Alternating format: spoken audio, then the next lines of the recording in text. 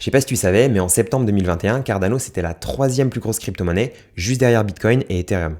Aujourd'hui, elle en est très loin, en 10e position. Dans cette vidéo, on va faire de l'analyse fondamentale sur Cardano et grâce à cet outil, on va pouvoir comparer Cardano avec Solana, la BNB Chain et Polygon. À la fin de cette vidéo, tu sauras si Cardano est sous-valorisé et qu'il y a plein de potentiel pour ce bull run ou au contraire, si Cardano est sur le déclin et qu'il n'y a plus rien à en tirer.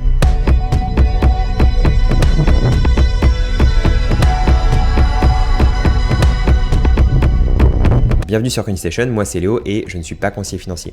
Le but de cette vidéo, il est éducatif, c'est de faire de l'analyse fondamentale sur Cardano. Premier outil d'analyse, CoinMarketCap. Donc là, on va venir comparer Cardano avec Solana et la BNB. Donc ce que je vais venir regarder ici, c'est la Circulating Supply. Donc là, on a 79% des ADA qui sont en circulation. Ça, c'est un bon signe. Ça veut dire que le reste, les 20%, ce sont des tokens qui sont soit entre les mains de l'équipe, de la fondation Cardano ou bien des investisseurs, des VC. Donc, c'est pas beaucoup. Quand c'est mis en circulation, quand ces 20% sont mis en circulation, ça va pas trop influencer le cours du Cardano. On va comparer ça avec Solana. Donc Solana, on n'a pas les chiffres, mais si on fait hop là, un petit calcul, on est sur les mêmes ordres de grandeur, donc 0,78%. Donc voilà, c'est pareil, c'est plutôt bon signe. On a quand même une grosse partie qui est en circulation. Donc le reste, là, les 22% qui sont émis, voilà, ça va pas non plus, c'est émis petit à petit, ça va pas venir complètement chambouler le prix du sol. Pour la BNB, donc là, c'est voilà, 147 divisé par 147, c'est 100%. Donc voilà, on a 100% de circulating supply. Ça, c'est un très bon signe. Deuxième outil maintenant d'analyse, c'est Artemis. Donc Artemis, je vais venir cliquer sur Chain Compare. Là, je vais comparer Solana avec Cardano, la BNB Chain et Polygon. Donc en termes de daily transactions, donc là, on voit que Solana explose tout. Là, si on regarde pour aujourd'hui, enfin c'était hier, là aujourd'hui c'est le 17, mais hier on était le 16. Donc le 16 mai, Solana fait 28 millions de transactions. C'est énorme. Si on compare à Polygon, il est juste derrière avec 4,3 millions, mais il est loin derrière. Enfin, on voit là sur le graphe, c'est en violet Polygon. La BNB Chain, 3,6, donc à peu près pareil. Cardano, on est à 48 000. Donc voilà, c'est vraiment une toute petite partie. Si on compare ça à Solana ou même aux autres blockchains, c'est vraiment...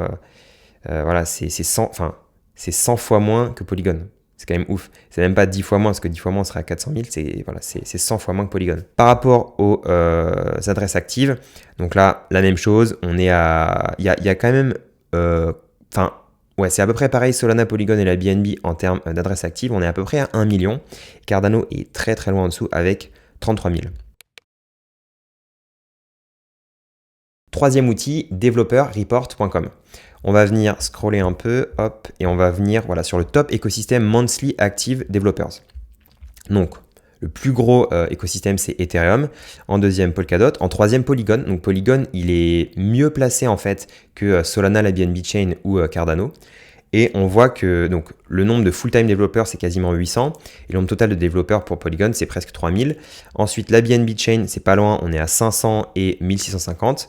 Solana, c'est un peu derrière avec 436 et 1600. C'est à peu près pareil que la BNB Chain. Et Cardano, c'est loin derrière, on est à 170 et 490. Les développeurs, c'est vraiment la base et c'est un petit peu pour voir ce qui va se passer dans le futur sur une blockchain. Une blockchain qui a beaucoup de développeurs, ces développeurs vont créer pas mal d'applications, vont améliorer la blockchain et souvent dans les 6 mois, 1 an, 2 ans à venir, c'est là qu'on voit pas mal d'engouement. J'avais fait une vidéo sur Solana il y a un peu plus d'1 an. Je vais l'afficher là en haut.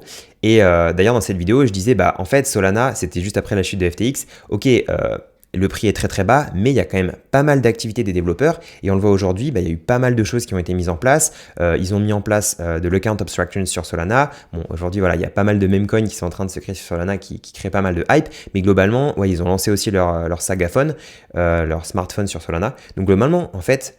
Voilà, on voit que s'il y a beaucoup de développeurs sur une blockchain, il y a beaucoup d'applications qui sont créées par la suite et c'est un bon signe. Donc là, sur Cardano, il n'y a pas beaucoup de développeurs actifs par mois. Quatrième outil, Staking Rewards. Là, je vais comparer juste le Sol et ADA. Donc là, on clique sur plus, et je vais cliquer sur plus ici aussi. En fait, c'est juste pour voir si les récompenses de staking sont positives ou négatives par rapport à l'inflation. Car oui, sur Solana et sur Cardano, comme on l'a vu, la circulating supply, en fait, elle est à peu près à 78-79%. Ça veut dire qu'il y a des coins ADA pour la blockchain Cardano et des coins Sol pour la blockchain Solana qui sont mises en circulation chaque jour et qui créent de l'inflation. Donc là, quand on regarde ici inflation rate, sur Solana, on est à 6,04%. Hop, sur Cardano, on est à 2,46%. Donc il y a bien moins d'inflation sur Cardano que sur Solana.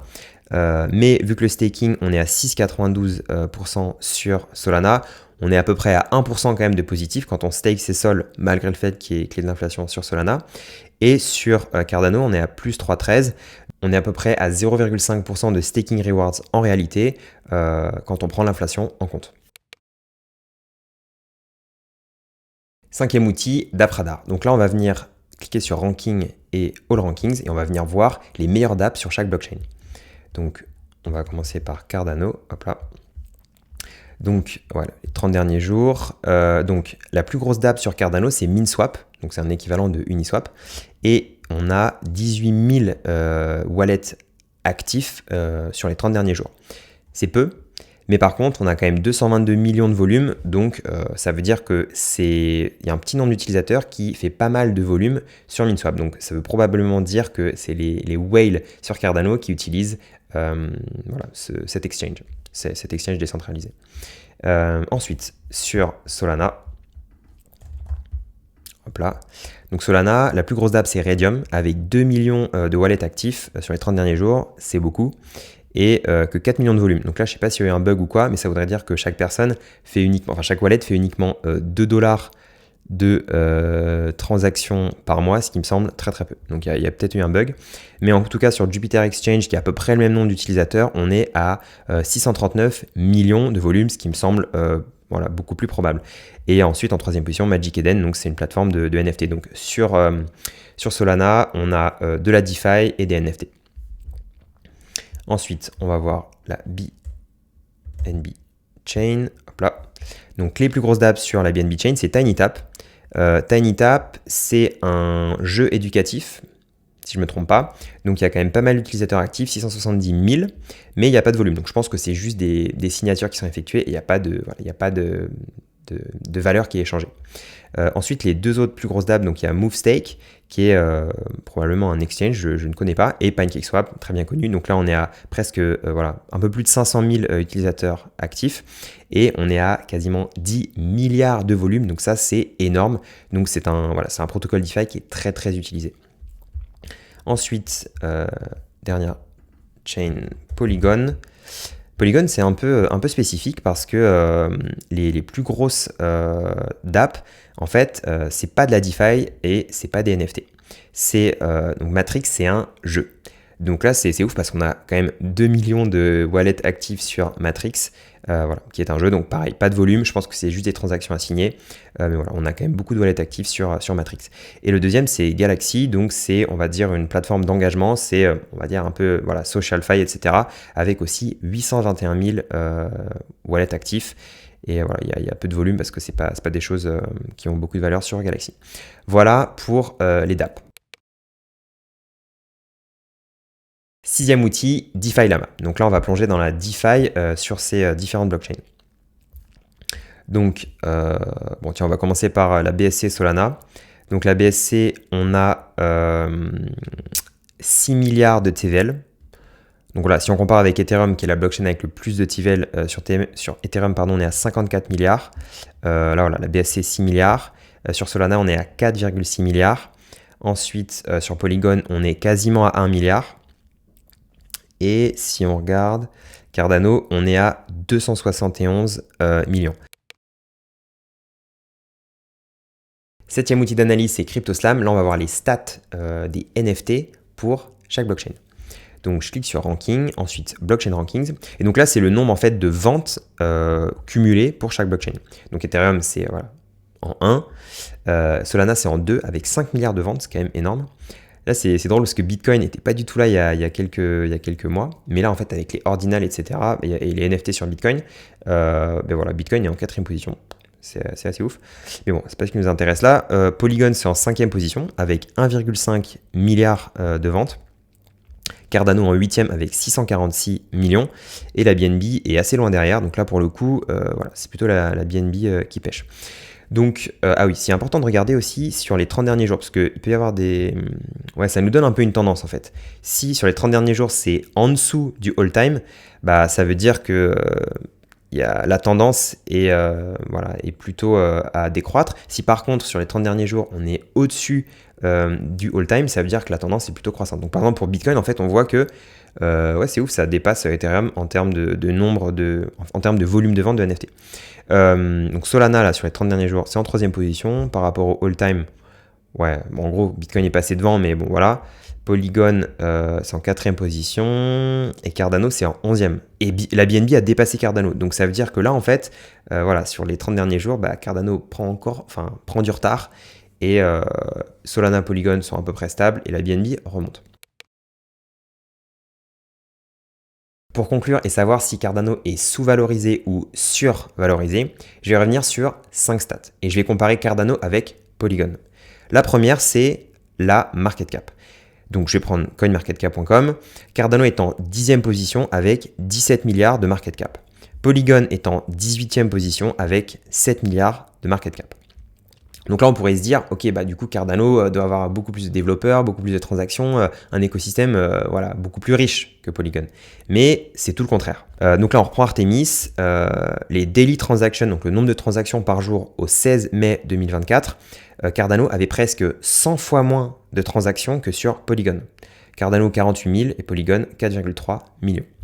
Si on prend developerreport.com avec le nombre de développeurs actifs par mois, sur Cardano, on est à 170. Sur Polygon, on est à presque 800. Donc là, Cardano a 4 fois moins de développeurs actifs par mois que Polygon. Si on prend la TVL, donc en gros la puissance de l'écosystème DeFi sur Polygon et sur Cardano, Polygon, on est presque à 1 milliard de total value locked. Cardano, on est à on est à 270 millions. Donc là, on est pareil, c'est à peu près 4 fois moins de TVL sur Cardano que sur Polygon. Et ensuite, pour les NFT, donc sur les 30 derniers jours, Polygon, on est à peu près à 53 millions de volume de vente. Cardano, on est à 2 millions. Donc là, il y a 25 fois moins de volume de vente sur Cardano que sur Polygon. Donc en gros, voilà, 100 fois moins, 4 fois moins, 25 fois moins. Tout simplement, bah, si on en croit ces chiffres et si on en croit ces statistiques, Cardano est nettement survalorisé aujourd'hui par rapport à l'activité de sa blockchain. Je ne vais pas pouvoir te donner de prédiction de prix, mais voilà, tu as les stats et voilà, tu as tous les outils pour analyser Cardano. Merci beaucoup d'avoir regardé cette vidéo. Si tu l'as appréciée, tu peux la liker. Si tu as une question, quelque chose, voilà, ou un commentaire, ça me ferait super plaisir voilà, que tu m'écrives un commentaire. Et merci d'être resté jusqu'au bout et à très bientôt.